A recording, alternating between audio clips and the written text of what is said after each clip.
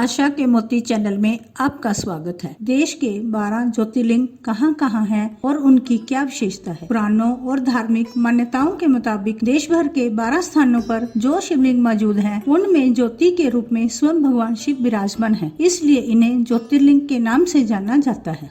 ओंकारेश्वर ज्योतिर्लिंग। यह ज्योतिर्लिंग मध्य प्रदेश में इंदौर के पास नर्मदा नदी के तट पर स्थित है। एक समय देवऋषि नारद गोकर्ण नामक तीर्थ में जाकर भगवान शिव की आराधना की। कुछ समय के बाद नारद मुनि वहां से गिरिराज विंध्या पर आए। विंध्या ने नारद मुनि का बहुत आदर के साथ पूजन किया और कहा, मेरे यहाँ सब कुछ है, कभी किसी बात की कमी नहीं होती है। विंध्या की अभिमान भरी बात सुनकर नारद मुनि लंबी सांस खींचकर चुप रह गए। यह देखकर विंध्या पर्वत ने कहा, मुनिवर, लगता है आप मेरे बात से सहमत नहीं है। आपने मेरे यहाँ कौन सी कमी देखी है। नारद जी ने कहा, भैया तुम्हारे यहाँ सब कुछ है, फिर भी मेरू पर्वत तुमसे बहुत ऊंचा है। उसके शिखर देवताओं के लोकों में भी पहुँचे हुए हैं। ऐसा कहकर नारद जी वहाँ से जिस तरह आए थे उसी तरह चल दिए। पर विंध्य पर्वत मेरे जीवन को धिक्कार है, ऐसा सोचता हुआ मन ही मन संतप्त हो उठा। अब मैं विश्वनाथ भगवान शंभू की तपस्या करूंगा, ऐसा निश्चय करके वह भगवान शंकर की शरण में गया। अभी वर्तमान में जहाँ ओंकारेश्वर स्थित है,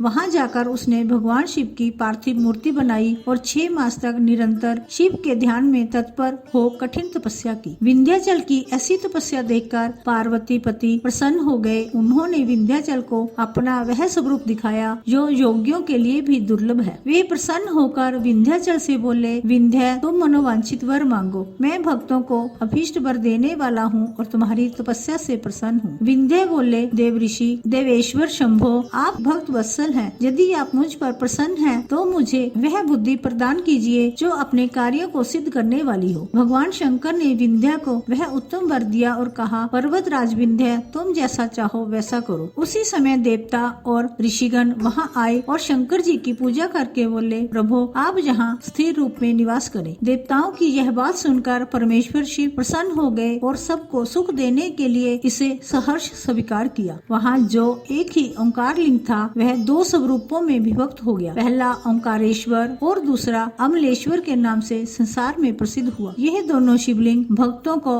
अभीष्ट फल प्रदान करने वाले हैं। उस समय देवताओं और ऋषियों ने उन दोनों लिंगों की पूजा की और भगवान शिव को संतुष्ट करके अनेक वर प्राप्त किए। इसके बाद देवता और ऋषिगण अपने अपने स्थान को चले गए और विंध्याचल भी अत्यंत प्रसन्नता का अनुभव करने लगे। जय भोले बाबा की।